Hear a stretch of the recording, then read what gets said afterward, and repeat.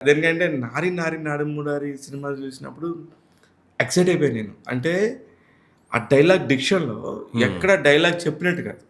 నిజాయితీగా పక్కన నిజంగానే "రేయ్ ఏందిరా మీ అయ్య కొడుకులు ఇలా చేస్తున్నారా" అన్నట్టుగా శర్వానంద్ క్యారెక్టర్ అయ్యుండొచ్చు, నరేష్ గారి క్యారెక్టర్ అయ్యుండొచ్చు.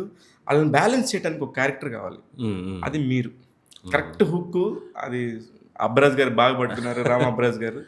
మన సాయిరామ్ అబ్బరాజ్ గారి 'వివాహ భోజనంబు', 'సామాజ వర్గంన', 'నారి నారి నడుమురారి' 3 సినిమాలు చేశానండి.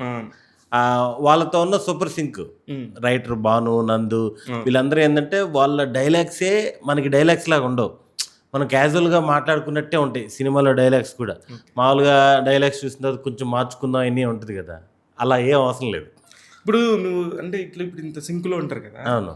సెట్లో ఉన్నప్పుడు ఏదన్నా టక్మని ఇది వస్తే ఇది పలానా డైరెక్టర్ అయితే చెప్తారా మీరు ఇలా చేస్తే బాగుంటుందేమోనని? మామూలుగా సీన్ స్టార్ట్ అవ్వకముందు కెమెరాలు సెట్ చేసుకుంటా ఉంటారు కదా, ఆ టైం అంతా చిన్న డిస్కషనే ఉంటుంది.